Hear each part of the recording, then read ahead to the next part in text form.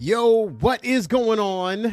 Geek Corner. This is your boy Earth Smack, the Mad Scientist. Welcome back to the Orange Phoenix Media Channel, one of the hottest black up and coming black combo YouTube channels on the side of the Dakotaverse. So today I have a very, very special guest. Very surprised that she answered my email so quickly. But this young lady is the founder and CEO of the online publication, The Black Girl Nerds. She graduated from Regent University with a master's degree and a bachelor's of science in broadcast journalism at Norfolk State.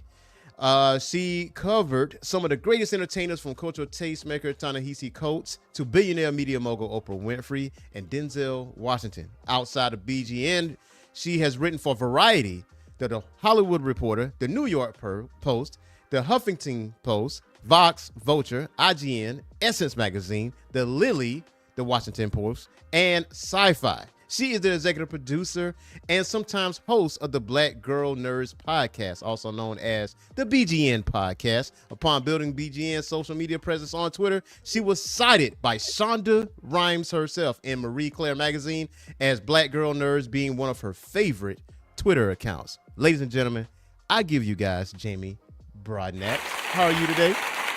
Good. How are you? I am great, man. Super excited to have you on the show. So I only know I got you for a short time, not a long time. So we're going to jump right into it. Tell us about your humble beginnings at Black Girl Nerds. Oh, wow. So the origin story of Black Girl Nerds is back in February 1st of 2012 is when it all started. I Googled the term Black Girl Nerds. Nothing came up. Well, actually, what did come up was images of white women wearing glasses with black frames. That's what Google thought a Black Girl Nerd looked like in 2012. And I had started a blogger account at that time. It was blogger.com back then. And it was just my own personal musings on geek culture. And slowly it evolved into what you see today. I had a woman who is a self-published author. She had reached out to me, I think like within 48 hours of it being published, and said, I'd like to write content for your site. I'm like, okay, I can't pay you, but sure. And she's like, no, you are speaking and creating a space that represents me. And so yeah, between her content, my content, and slowly other women were able to stumble onto the site, it began what you're now seeing today. And I've been doing it now for over 14 years. Yeah, in these 14 years, like, watching you grow to the point where the great Denzel Washington was asking, what is a blurred? What is Black Girl Nerd? Yeah, what is Black Girl Nerds? What does that mean? And he was genuinely curious, like, I'm very curious. Like, tell me about it. What is this?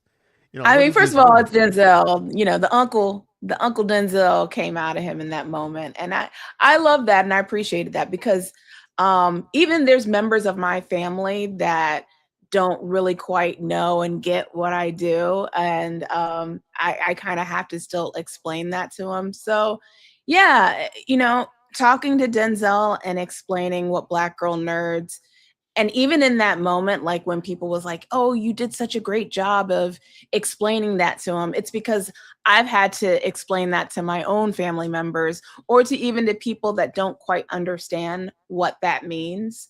And sort of this like elevator pitch style.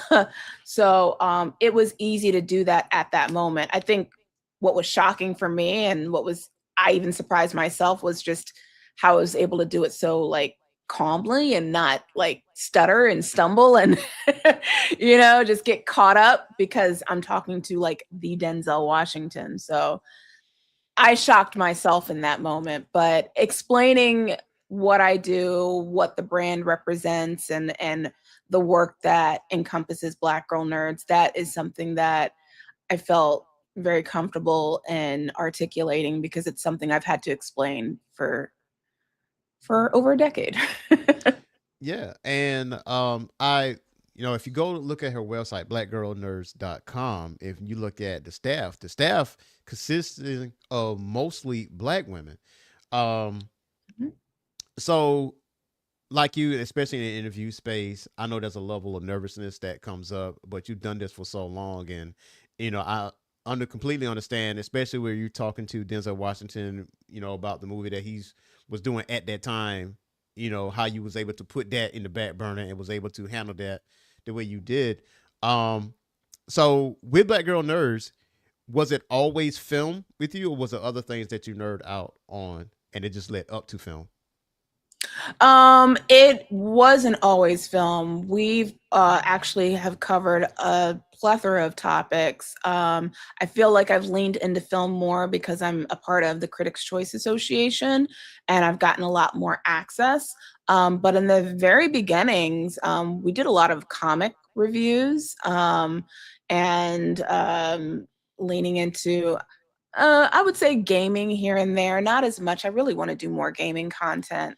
But comics was a big part of what we covered in the early days of Black Girl Nerds.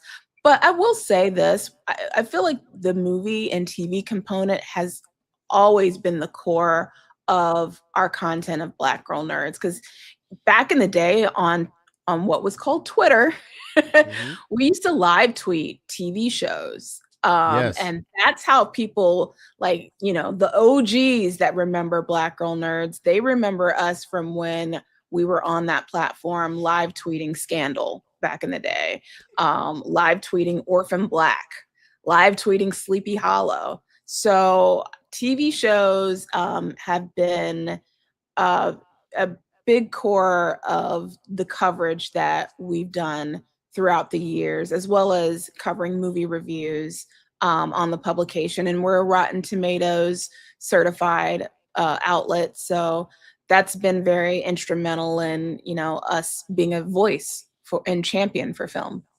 Oh, awesome. And what is it like navigating that space as far as, you know, obviously you have interviewed several actors and actresses, but also like as far as Hollywood as a whole, what is it like navigating through that? Like, is it tumultuous, or is there any stressors that goes with it? What's that like? I mean, I went to film school, so like navigating asking questions to actors about their craft is not hard for me because I'm a film geek, I'm a film nerd, I'm what you would call a cinephile. Like I love questions about the art of filmmaking, from cinematography, from production design, direction. So all of that stuff I feel very comfortable with. And even talking to talent, I don't get too nervous. It just depends on who the talent is. I mean, talking to Denzel, I was nervous. Luckily, it didn't really show through in that interview, but I was very nervous. Mm-hmm. But yeah, when I am talking to talent, especially doing the in-person interviews, I feel like those are more nerve-wracking for me than the virtual ones. That I do feel like, okay, this is a very challenging space for me to be in, and then I do have a little bit of oh gosh, I forgot what the term is called, when you feel like you shouldn't be here even though you've accomplished a lot of what you've done. Yeah. But um but yeah, I feel like, sometimes, wow, I this is overwhelming for me. But I push through it, and I'm able to navigate those spaces, pretty well. So And yeah. that's great. That's great. Yeah. I sometimes I do feel that way when it comes down to navigate like nerd spaces, especially when I talk to like well-known writers or well-known artists.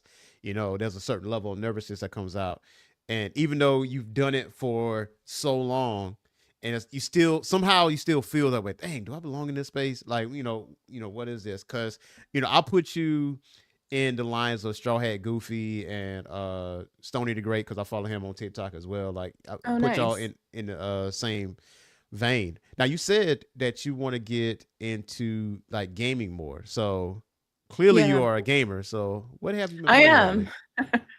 I am. Like, my favorite pastime is playing League of Legends. Like, I have, Oh. yeah, and that's really the only game. I do have Street Fighter 6, and I have played that a little bit. I played a little bit of Tekken 7, but I pretty much play League of Legends like on a daily basis. That is what I do when I am done with BGN work. And at the end of the day, I just want to just kind of relax and, you know, zone out. I get on Riot and I play League. But yeah, I mean, I've gone to TwitchCon now for the last, I want to say 4 years. And that's a really cool event that I've been honored to be a part of, and just being able to meet other gamers in the space.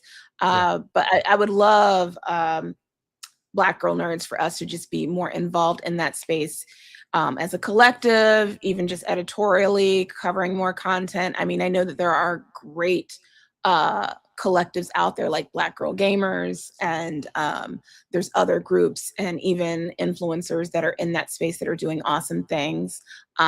But I definitely would love to see us just doing more coverage in gaming, because we're out here. We're out here in these streets. Absolutely, and whooping ass too.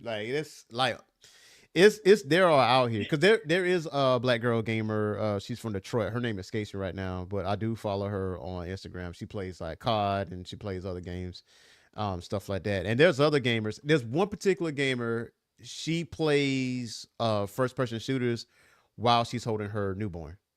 And wow, that's amazing. I actually would watch. Waxes. I mean, she cleans it up. Man, she's on the comm too. She was like, you're getting your ass whooped by a mom that's holding a newborn baby, by the way. and she's like, oh wow, KD that's is awesome. Like off the charts. Now, obviously, that was like a few years ago. So now, baby's a toddler now at this point.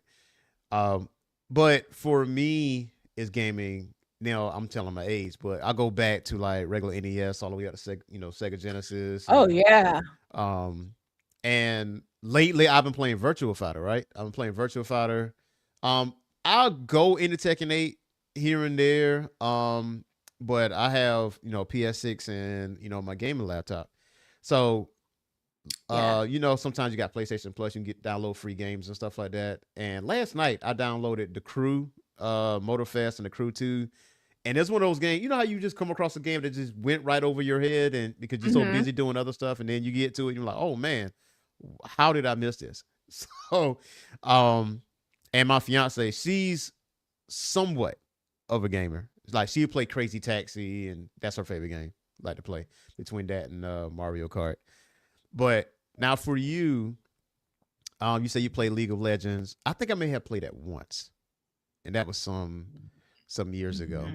So would you say that's your favorite genre of game, or are you multi? I don't even know, because I don't know if I play multi. What is it called? MMOs, right? I don't know if I play those often. It's just one day, a friend of mine actually set up my computer as like a gaming computer, because I just play on PC.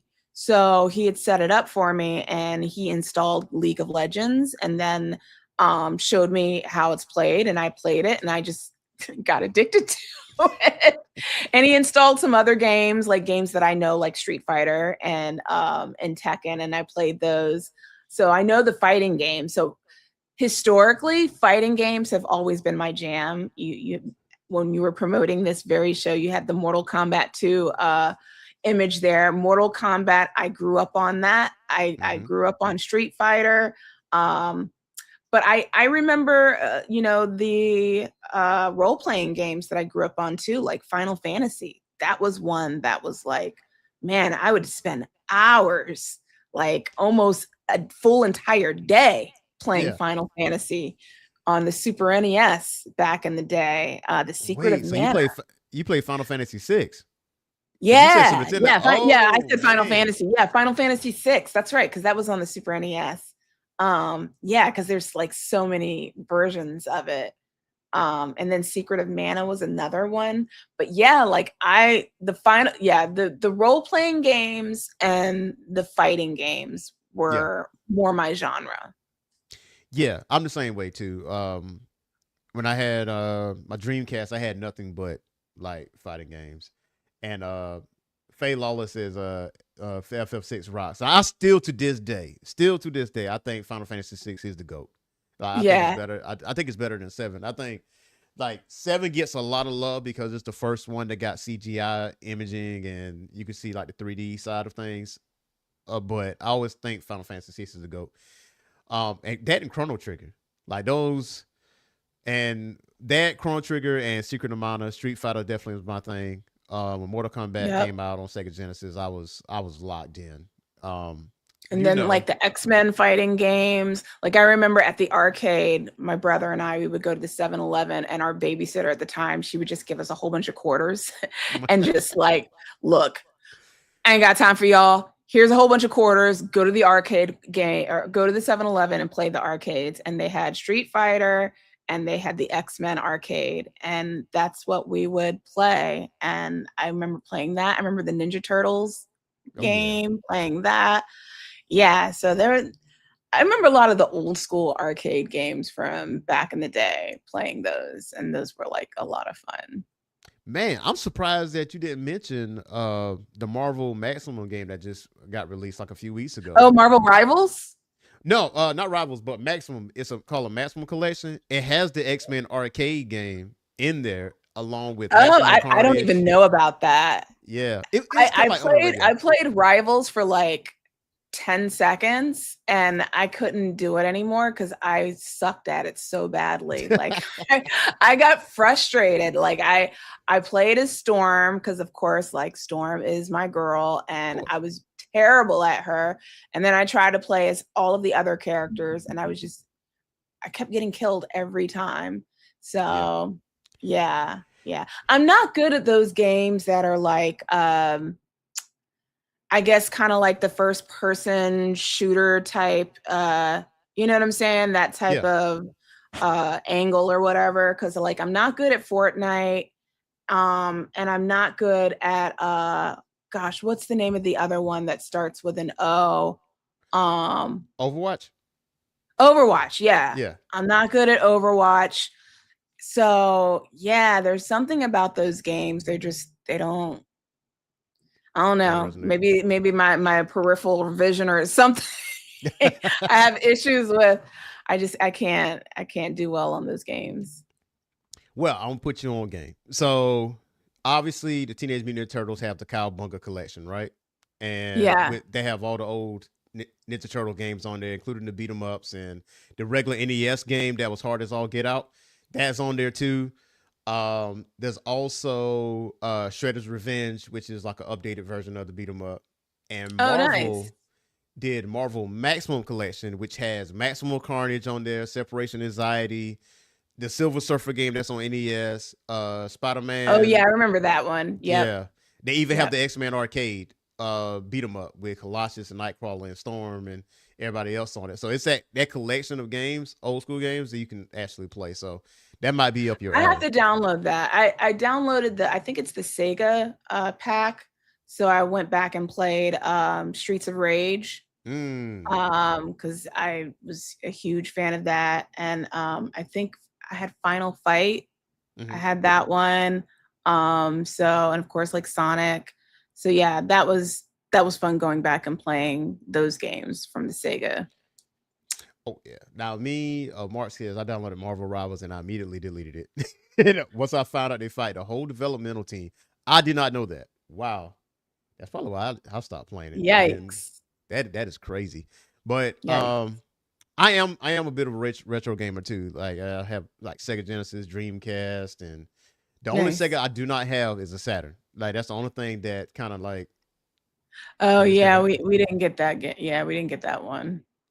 Low key, I wish I did. I wish I did. If I go to a retro game store, if I see it, if I got the funds, I'd go get it. But it was just ahead of its time at that point. Now, as far as Street Fighter is concerned, obviously you know there's a Street Fighter movie that's coming out. Yes. Yeah. How do you feel, Jamie? I think it's gonna be trash. I'm gonna be honest with you. I think it's gonna be terrible.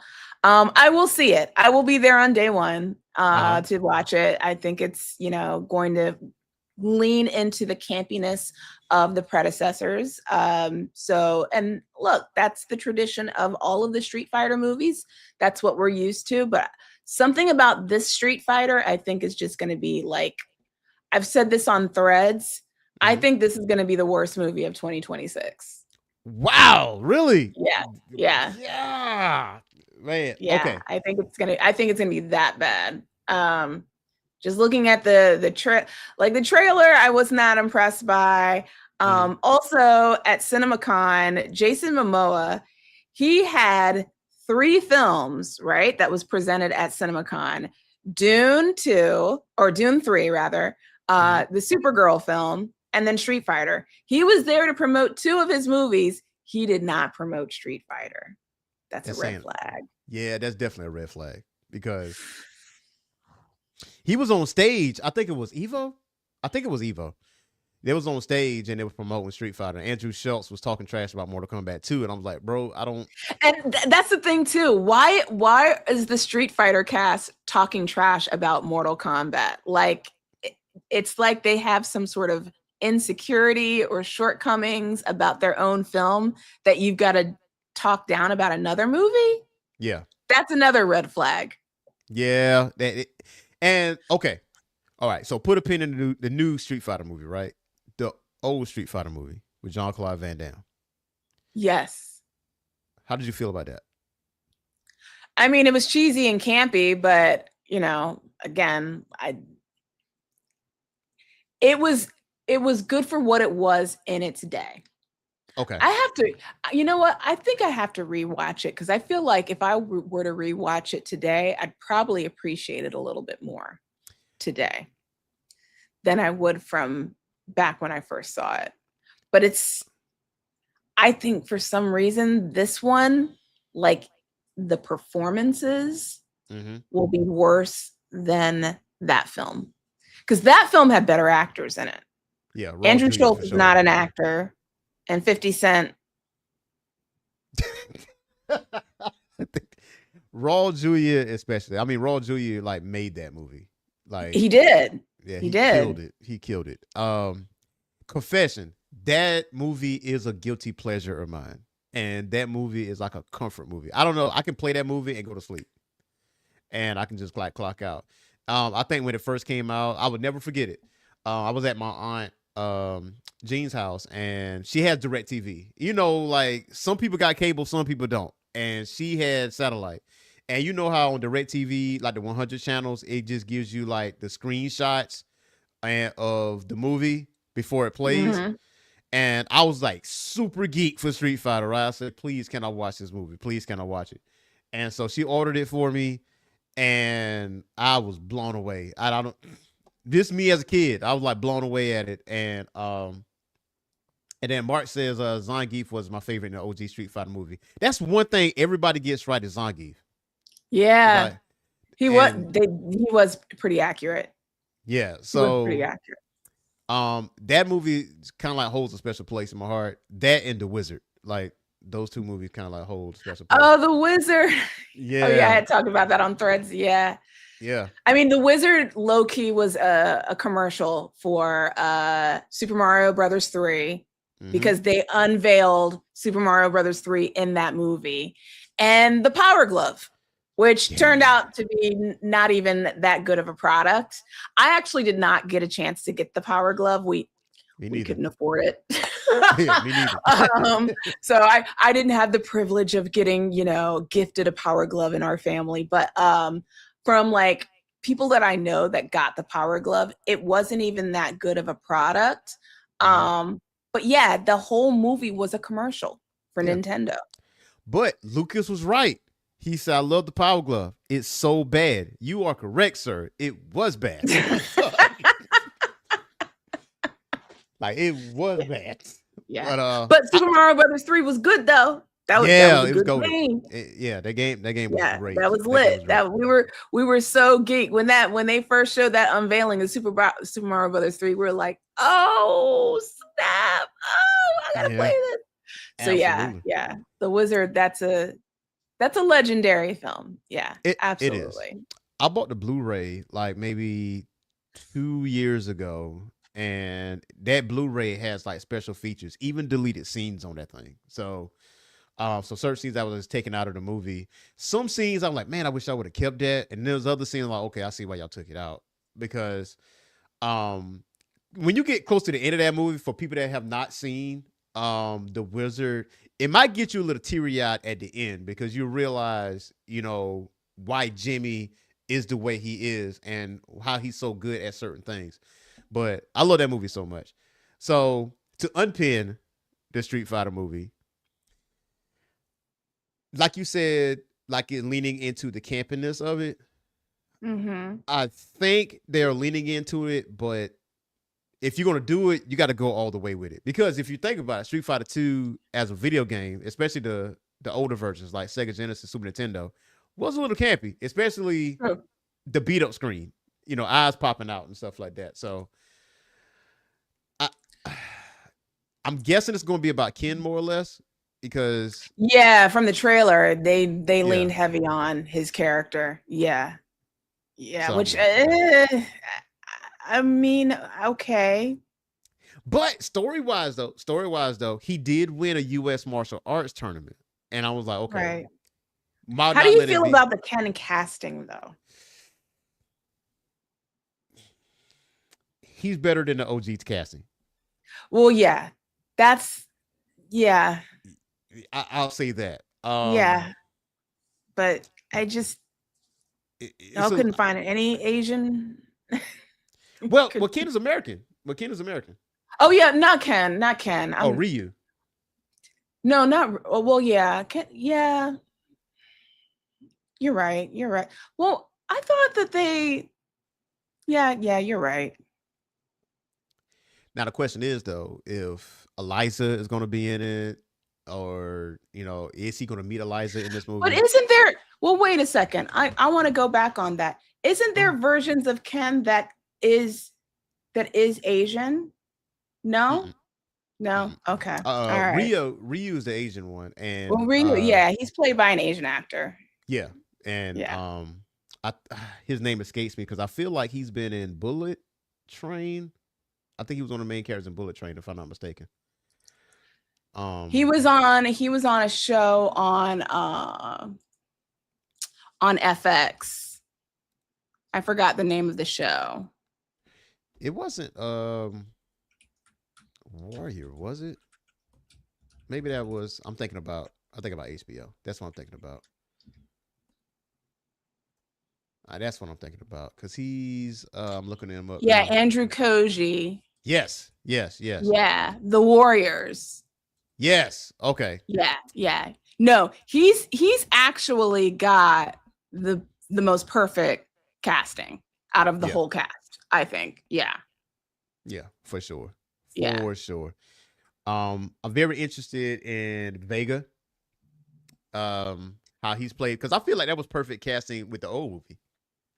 I was like, okay, that's a good Vega. And I was told that the fight scene between Ryu and Vega was actually supposed to happen, and then something got like cut out of the movie, or whatever the case may be. But I would definitely say this though: for me, seeing the Mortal Kombat 2 movie over the weekend, Street Fighter has a very tough act to follow, and I'm not even kidding. Okay. I'm not even kidding. Yeah. I think it's number 2 under The Devil Wears Prada when I looked at like the top 10 movies of the weekend.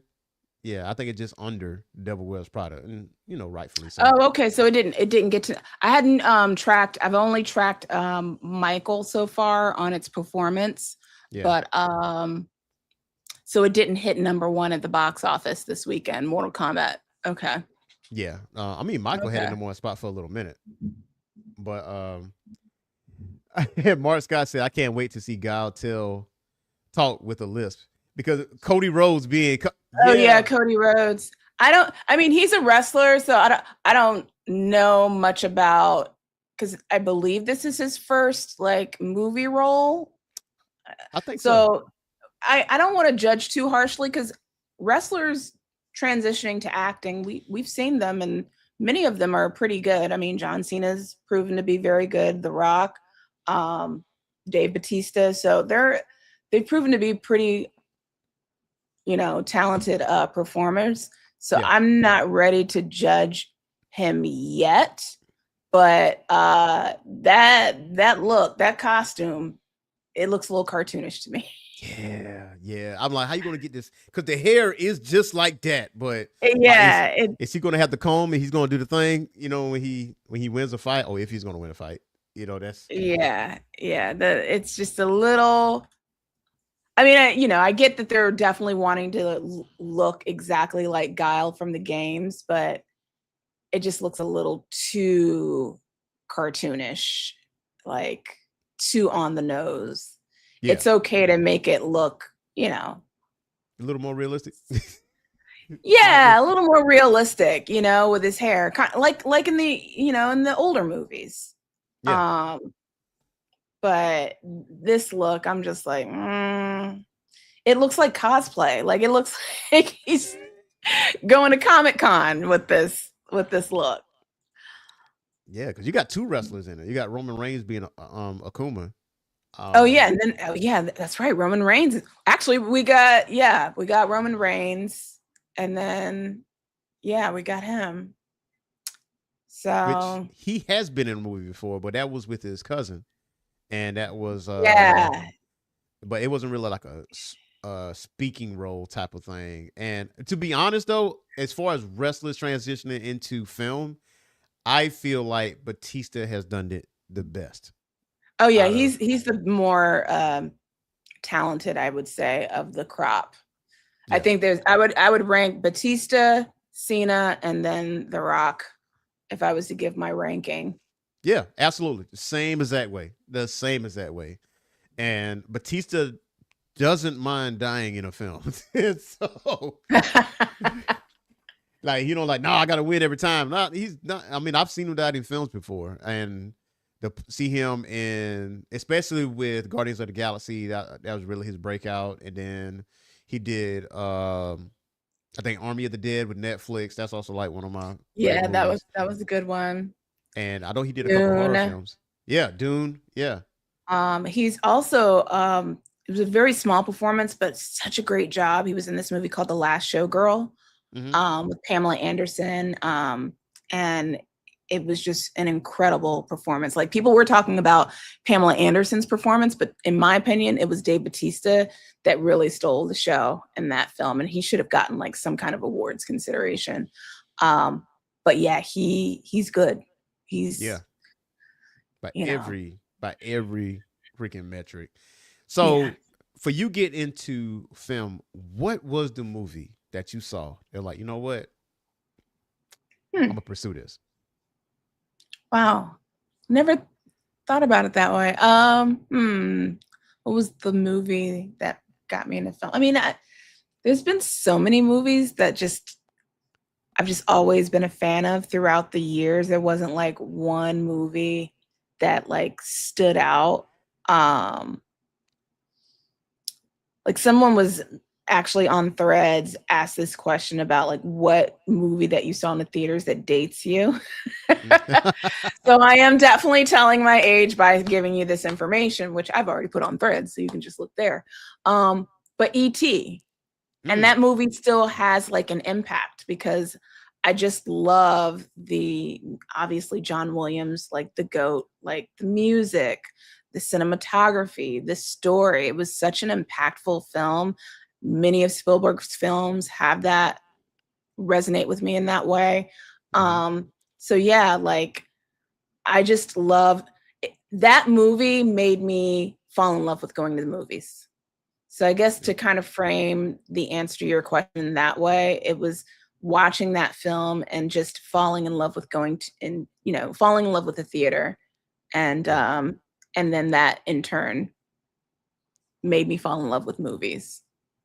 You know what's funny about that is that ET transcended filmmaking as far as like expect, because that was in the 80s. Like how Yeah, that it was story in was the being told 80s. in the 80s, right? I'm I an was a 80s baby too. child, but yes, it was in the So was I. I was born 85. So you're not by yourself. This lets you know that right off rip. Like, so that transcended films just by like, the technological advances and just seeing this stuff, right? And obviously, Star Wars was the same way. But the ironic part is E.T., set a certain standard for movies, but it almost killed the gaming industry at the same time with Atari. But because that infamous story about ET video Atari game, not being good, and it was in a landfill. Like there's a story of a bunch of those games being in a landfill or whatever. And Oh wow, I didn't know yeah, about that. Bec- Okay. but the thing is, Atari was pumping out games every single week. So it's like, oh, well, let's Hmm. get ET, and then let's get this and this and this and this and this, to the point where it was hard for the consumer to like to keep up, and it also became exhausting for the person. But Nintendo, well, NES like saved the video game industry because they never call it a video game system. They called it an entertainment system, and that was the way Uh, they kind of were advertising that. But I'm with you with the ET. I think for me, ooh man, and I feel like I'm in the same boat as you. It's so many movies and TV series that I've seen that it's mm, ridiculous, and it's hard to pinpoint a certain movie that I've seen. I was like, dang man, I just love going to the movies. Man, I got to think on that. I got to think on that. But as yeah. I'm thinking on that though, I got to put you on the spot. Your top 10 movies. Ooh, okay. Well, definitely Sinners is going to be on that list. Mm, That's recently been added to the list as of late. yep. Um, Gosh, I feel like I want to add Is God Is. I know this is a recency bias list now, but that movie has just blown me away. But it's Um, your list. It's your list. it is my list. Um, The Color Purple, the 1985 version of The Color Purple. Mm, Um, I know he's a problematic director and he's said some mean things about other actors, but I still like this movie. Reservoir Dogs is mm. on my list. Um, Jaws would be on my list. So that's 5. Um, let's see here. What else? I don't know why this is so hard to come up with these with the list. I would say probably, I know this is weird, but I love Mm. rom-coms and I've seen this movie like 100 times, While You Were Sleeping with Sandra Bullock. Yeah. Okay. Okay. That would be number 6. Um, uh, Number 7 would be Boiler Room. Um, Number 8 would be um, mm, number 8 would be Waiting to Exhale. Mm. Number 9 would be mm, number 9 would be probably The Ring. Ooh. I know, just it's a movie that sits with you. Um, Yeah. and then I believe that. I'm gonna throw animation into the mix. I'm gonna say Mm. number 10 would be The Lion King. Hey, man! Shout out to Jason Weaver and his mom because that man is still getting paid. That man is still getting paid. I thought about it. I think the movie that really got my attention because the way it was being marketed is Batman 1989. Oh yeah. Yeah, with Yeah. Prince and Jack Yep. Nicholson, the way it was Yep. being advertised, because I even had like the Yep. VHS tape. That's a VHS tape is this Hmm. rectangular thing, ladies and gentlemen. If you don't know what that is, you put this in a slide and you can rewind it, and you got to be kind and rewind. But they gave us Hmm. the Batman cereal and all that other stuff. So Batman really, really, really, Yep. I caught remember the cereal. Yep. yeah caught my attention. So your list is fire though. Your list is fire. Boiler Room. That's with the New York Stock Exchange, right? And that, Well, it's about a trading firm that's like a yeah, sketchy trading firm. yeah.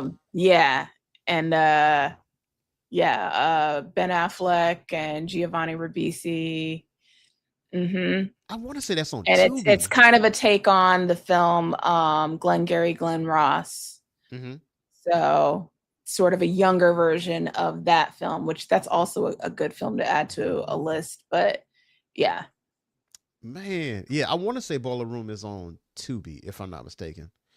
Because there's another movie about a firm, and I want to say Charlie Sheen is the main character. Wall Street? Yes, that's it. That's it. I watched that maybe a couple months ago, and I want to say that was on Tubi as well. Tubi's been coming up, and Oh yeah. They've been putting out some hits for sure. there's some gems out there. Oh yeah. Um, so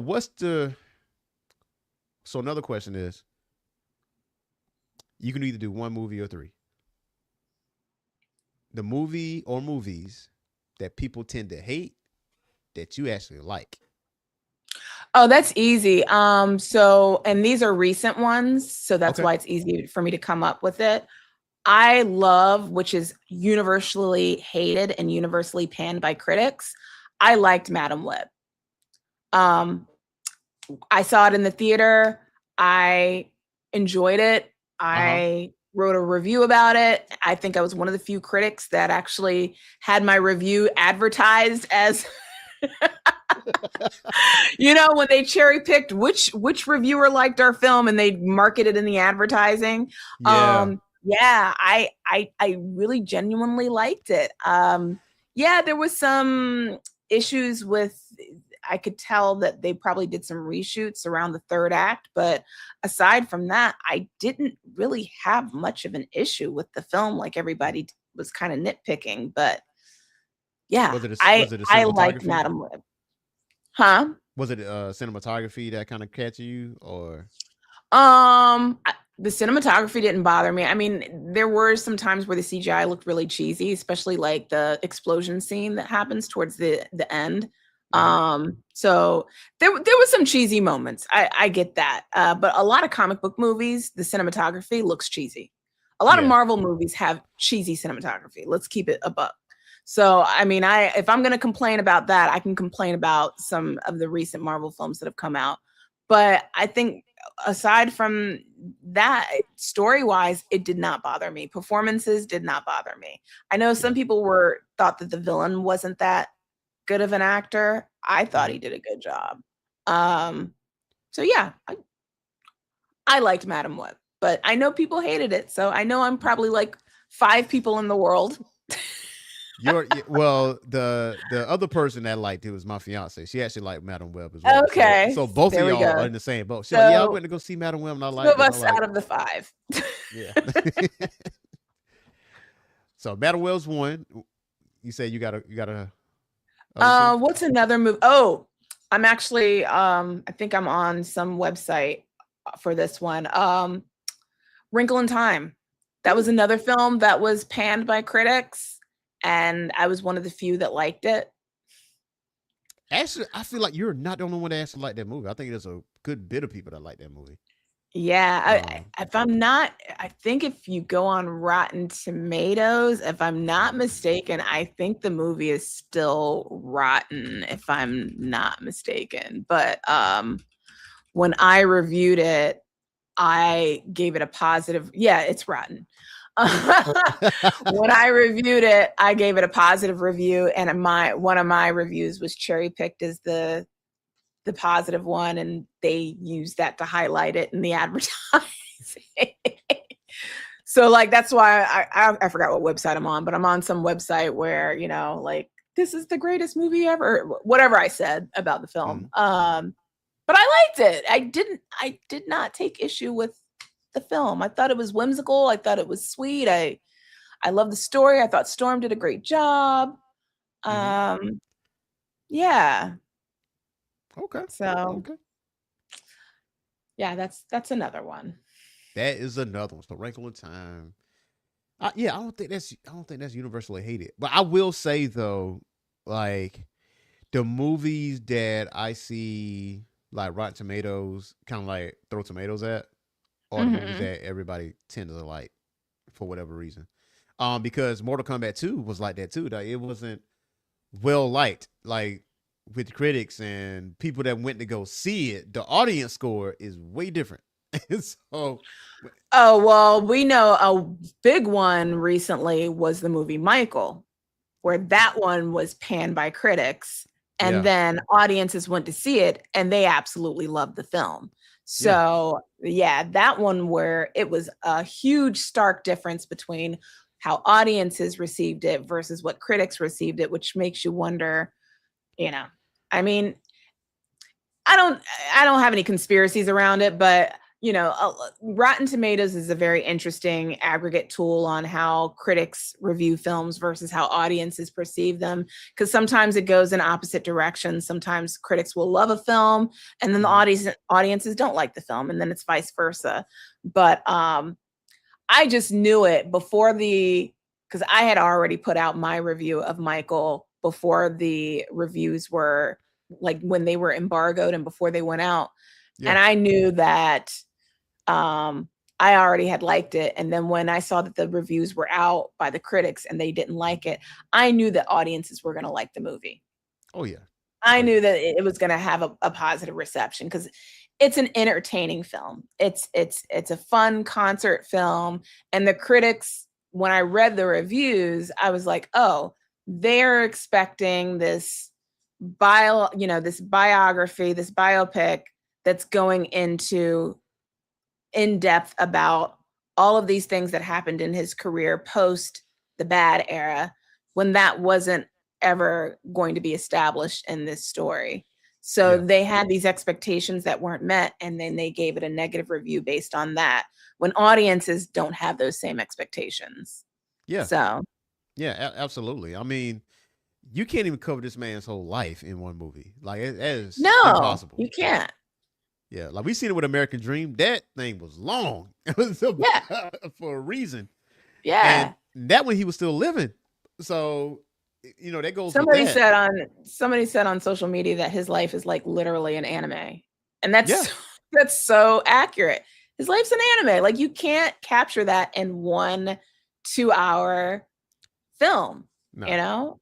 without missing something. Without missing something, and I understood that there was some legalities in that. There's certain individuals that were not in the movie. Dana Ross and Janet Jackson and stuff like that. But it really was a story about Michael. And what's funny about it is when I went to go see the movie, there was like little kids. Don't know Michael from a can of paint, but when like certain things were being played within the movie, like certain scenes in the movie, I look behind me in the movie theater and there's like little kids like dancing just like him, like trying to mimic the movements of Jafar Jackson playing his uncle. So that part was very much entertaining. So yeah, Michael Yeah. is making money hand over fist, and I think it's like what the Yeah. highest grossing biopic ever. It's the highest grossing biopic of all time, and it's the highest grossing film of 2026. Yep. Yeah, I don't see a movie outshining that, to be honest. Yeah. Maybe Well, the Odyssey. 2026, we still have Endgame, Oh, Doomsday Doomsday. coming out, and Yeah, we yeah, have Dune 3 coming out. So, and then we have the Odyssey coming out. So, those three movies potentially could eclipse Michael in terms of box office gross. So, we'll yeah. see. I am thoroughly excited about the Odyssey. I feel like Christopher Nolan don't miss when it comes down to the level of films that he put out. That obviously in Doomsday, I'm super excited about that, and Spider-Man, of course.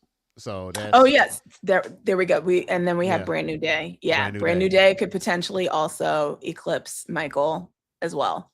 Yeah, Yeah, so because yeah, 2026 got some gems out there. Oh yeah, Supergirl. Crap, there's Supergirl. and That's right and there. Supergirl. Yeah, Woman of Tomorrow. So which I think that's gonna be a phenomenal It movie. looks good. It looks Um, really, really good. have I you can't read wait.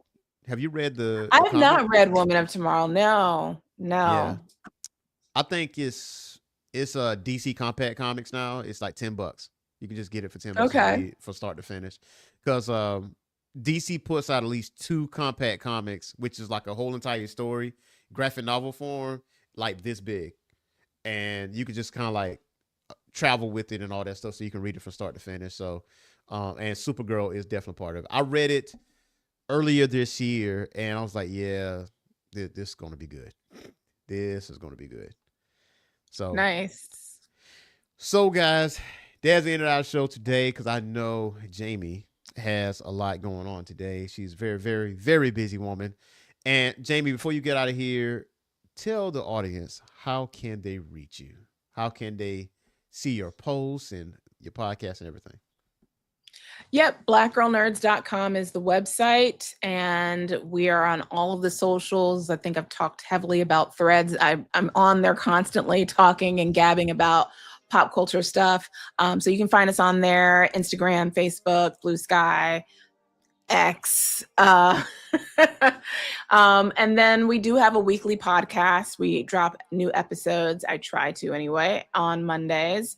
And we just launched a book club. So if you're a bookworm and you want to be a part of a community, then join our book club. You can find the link through our Substack. If you haven't subscribed, please check out our Substack. But join our book club. We've got a whole Discord channel. There's a pretty good group already. I literally just launched it like a few days ago. And we'll be starting our first book club selection next month. So yeah, join the book club. It should be a lot of fun. And we're, planning on some really cool, fun activities around that community. Man, I know 2 individuals that would love to be a part of that book club. I know 2 right off the top of my head. So I would definitely reach out to them and let them know that you have a book club coming up. And also to the listeners, I will be putting the links in the description below. So give me a little bit of time and I would definitely put that in there so you guys can reach out to Jamie yourself and inquire about this book club. So thank you guys for attending this live show, this special live show on a Monday. And I think it's the first one I did on a Monday, like ever. So I should do this more often. But see you guys next time. Peace.